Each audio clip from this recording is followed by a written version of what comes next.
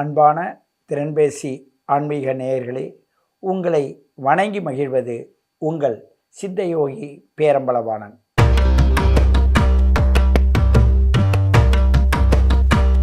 அன்பான சிம்ம ராசி நேயர்களே, சிம்ம ராசி என்பது அந்த 30 பாகையை குறிப்பதால் ராசி என்கிறோம்.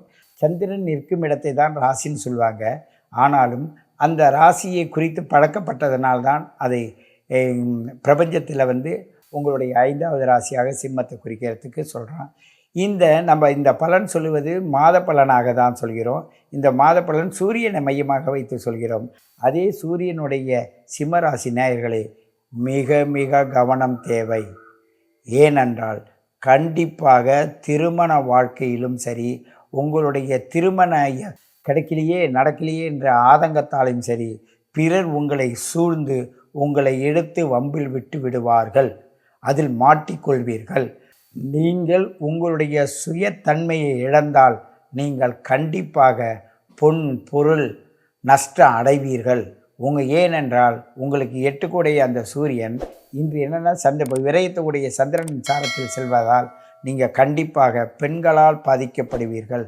உங்களுடைய அபூர்வ குணங்கள் அத்தனையும் தரக்குறைவான எண்ணத்தில் எடுத்து செல்லுகின்ற சூழ்நிலையில் இருக்கிறது.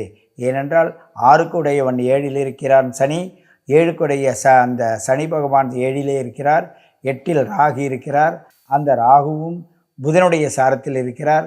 அவர் 2க்கும் 11க்குடையவன் சாரத்தில் இருக்கிறார்.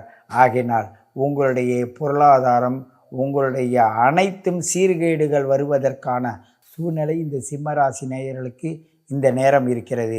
இயற்கையே எவ்வளவு பிரபஞ்சத்தில் எவ்வளவு பிரச்சனைகள் வரப்போகுதுன்றதை நீங்கள் உணர்வீர்கள். இயற்கையில் பிரபஞ்சத்தில் ஒரு பிரச்சனை வருது என்றால் முதலில் பாதிக்கப்படுவது சிம்மராசிக்காரர்கள் தான். ஏனென்றால் அங்கே சந்திரனுடைய கர்மப்பதிவும், அடுத்தது செவ்வாவுடைய கர்மப்பதிவும், அடுத்தது புதனுடைய கர்மப்பதிவும் அங்கே இருக்கிறது. அந்த சந்திரன் செவ்வாய் புதனுடைய கர்ம பதிவுகள் எல்லாரும் எப்படிப்பட்டவங்க? அந்த ராசிக்கு சந்திரன்றது விரயத்துக்குடையவன், புதன் என்பது உங்களுடைய 2க்கும் 11க்குடையவன். ஆகையினால் இவங்க 2 பேரும், சந்திரன் செவ்வாய் என்பது உங்களுடைய 4க்கும் உங்களுடைய 9க்குடையவன், அந்த இடத்துக்கு சுகத்துக்குடையவன். இருப்பினும் உங்களுடைய சக்திகள் ஒன்று திரட்டுகின்ற இடம்தான் இந்த சிம்மராசி. அந்த சக்திக்குள் உடல் பாதிப்போ உள்ள பாதிப்போ மனோபாதிப்பு ஏற்பட்டு உங்களுக்கு பிரச்சனையை உண்டு பண்ணுவான் ராகுவும் கேதுவும். கிரக ரீதியாக நடப்பதை கூறுகிறேன். ஆனால் இது எதுவும் எனக்கு நடக்கவில்லை என்று சொல்கிறீர்கள் என்றால் கண்டிப்பாக நீங்கள் பிறந்த நேரத்தில் இந்த ராகு கேது சனி நல்ல நிலையில் இருந்திருக்கும். 3, 6, 10, 11 இருந்திருக்கலாம். அப்படி இருந்தால் உங்களுக்கு இது நடக்காது. ஆனால் அப்படி இருந்தாலும் கூட பிறருடைய கர்ம பதிவால் ஏற்படுகின்ற பிரச்சனை கண்டிப்பாக உங்களுக்கு வரும். அதை நீங்கள் உணரும்போது தான் உங்களுக்கு தெரியும். உணரப் போகிறீர்கள் என்று சொல்லக்கூடிய நிலையில் இருப்பதால் நாங்கள் இதை சொல்கின்றோம். கர்ம பதிவு அப்படிப்பட்டது. அது சாதாரணமாக யாரையுமே அவ்வளவு எளிதாக எடுத்து செல்லாது. அதை உணர்ந்தவர்கள் மட்டும்தான் தான தர்மத்தாலும் விட்டு கொடுக்கின்ற தன்மையாலும் தன்னை எடுத்து செல்கின்றவர்களுக்கு மட்டும்தான் அது உதவும். ஆகையினால் இங்கு பூஜை செய்வதாலும் அடுத்தவங்களுக்கு போய் எல்லாம் திடீரென்று எல்லா காரியங்கள் செய்வதாலும் உங்களுக்கு நடந்து விடாது. இது கர்மப்பதிவின் மூலமாக உங்களுக்கு வந்து கொண்டே இருப்பது. அதை நீங்கள் இந்த ஜென்மத்தில் செய்தால் அடுத்தடுத்த ஜென்மத்தில் உங்களுக்கு வரும். நீங்கள் மட்டுமல்ல, உங்களை சார்ந்தவர்கள் அத்தனை பேரும் அந்த ஆகையினால்தான் ஆதி காலத்தில் என்ன செய்தாங்க? மாமா மச்சான் எல்லாரையும் கூப்பிடுங்க, ஒரு விசேஷம் நடத்துங்க, ஒரு நிலையில் எல்லாம் பூஜை போடுங்க. அப்படி தான் குலதெய்வமே வந்தது. குலதெய்வத்தை எப்படி கொண்டு வந்தாங்கன்னா, எல்லா பங்காளிகளும் ஒன்று சேருங்க, நீங்கள் அன்னைக்கு நடங்கண்ணா. எல்லாரும் ஒரு தெய்வத்தின் மீது அக்கறை வைக்கும்போது அந்த ஒரு தெய்வத்தோட கதிர் இயக்கங்கள் எல்லாருக்கும் ஒரே நேரத்தில் அந்த வெளிச்சத்தை கொடுக்கும்.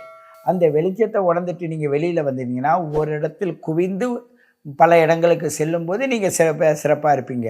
ஒரு சூரியன் இந்த உலகம் ஃபுல்லாக வெளி தருவது போல் நீங்கள் மாறுவீங்க. குலதெய்வத்தை மறந்தால் இந்த விஷயத்தில் எனது ஐயா நண்பர் இருக்கார். அவர் ஒவ்வொருவருடைய குலதெய்வத்தையும் தன் சரீரத்தில் இறங்கி அதை பார்த்து அதன் மூலமாக அப்படியே உணர்த்துவார். பேசும் அந்தந்த குலதெய்வம். எல்லாருக்கும் அது மாதிரி ஒரு வாய்ப்பு கிடைக்காது. அப்படிப்பட்ட வாய்ப்பை எடுத்து தரக்கூடிய ஐயாவின் கருணையால் நிறைய பேருக்கு குலதெய்வத்தை சொல்லக்கூடியவர் யாருன்னு உங்களுக்கு சொல்லியிருப்பீங்க. இந்த ஒவ்வொரு நிகழ்ச்சியிலையும் பார்த்துருப்பீங்க. ஆகையினால் ஈஸ்வரன் ஐயாவுடைய அனுகிரகத்தால் நீங்கள் உங்களை நல்ல குலதெய்வத்தின் வழியில் எடுத்து செல்லலாம். அப்படி சொல்லும்போது நாங்கள் கிரகம் மூலமாக அந்த குலதெய்வம் எங்கே ஒதுங்கி இருக்கிறது, அது எப்படி உங்களோட சேர்ந்தால் ஆக்டிவேட் ஆகும். நீங்கள் ஒரு இடத்துல பேங்கில் லோன் தரான், ஆனால் கடன் தான் இருந்தாலும் உங்களோட பணம் வாங்கின பிறகு அந்த கடனுக்குரிய நபர் நீங்கள் தானே. ஆகையினால் எந்த குலதெய்வமோ அந்த குலதெய்வத்தை நீங்கள் இந்த சிம்மராசி நேயர்கள் இப்பொழுது மறந்தால் உங்களுக்கு பிரச்சனை என்பது கண்டிப்பாக உண்டு. ஏனென்றால் குலதெய்வத்துக்குடைய 5க்கு உடையவனும் அதே நேரத்திற்கு 8ற்கு உடையவனும் அந்த குரு பகவான் தான். ஆகையினால் ஆசிரியர்களை மதிக்காது இருப்பது, மூத்தோர்களை மதிக்காது இருப்பது, சின்ன குழந்தைகளை ஏளனம் பண்ணுவது, உங்களுடைய இந்த சில பேரெல்லாம் தன்னோட வாயில் தவறான பழக்க வழக்கங்கள் அதை பயன்படுத்துவதால் அந்த சிந்தையில் ஏற்படுகின்ற நல்ல எண்ணங்கள்லாம் பாதிக்கப்படுது. இது ஒரு சாதாரண மக்களுக்கான பலனை சொல்கிறேன். உயர்ந்த நிலையில் உள்ள மக்களுக்கான பலன் எப்படி இருக்கும் என்றால், அவர்கள் நாளைக்கு பணம் தாரேன்னு சொல்லுவாங்க. அந்த நிமிடத்தில் கொடுத்தாருன்னா அவர் கொடுத்துருவார். கொடுக்குறேன்னு சொல்லிட்டு அன்னைக்கு விட்டுட்டார்னா சிம்மராசிக்காரவங்க என்ன பண்ணுவாங்கன்னா மறந்துடுவாங்க. அவங்களுக்கு பல வேலை கவனத்தில் இருப்பாங்க. அதுக்கு பிறகு திருப்பி ரிப்பீட் பண்ணி அதை கொடுக்குன்ற எண்ணம் வராது. அது மறக்கடிச்சிடும். ஏன்னு கேட்டால் அந்த கர்ம பதிவை தான் செய்யும். ஞாபகப்படுத்தும் போதே அவர்கள் செய்தால் அந்த பலன் கிடைத்துவிடும். அவர்களும் விடுபட்டு விடுவார்கள். அந்த ஞாபகப்படுத்தி பொன் பொருள் எல்லாம் இருந்தாலும் கூட அவர்களால் அதை பயணிக்க முடியாது. ஆகையினால் ரொம்ப கவனமாக இருங்க. லக்னாதிபதி அந்த லக்னாதிபதியாகவோ ராசியாதிபதியாகவோ அல்லது லக்னத்துக்கு அந்த லக்ன புள்ளி அதிபதியாகவோ அந்த சூரிய பகவான் இருப்பவர்கள் இன்று மிகவும் கவனமாக இருக்கும் என்று உணர்த்துகின்ற தருவாயில் இந்த மாதம் இருக்கிறது என்பதை சொல்லிக்கொள்கிறேன். நன்றி, வணக்கம்.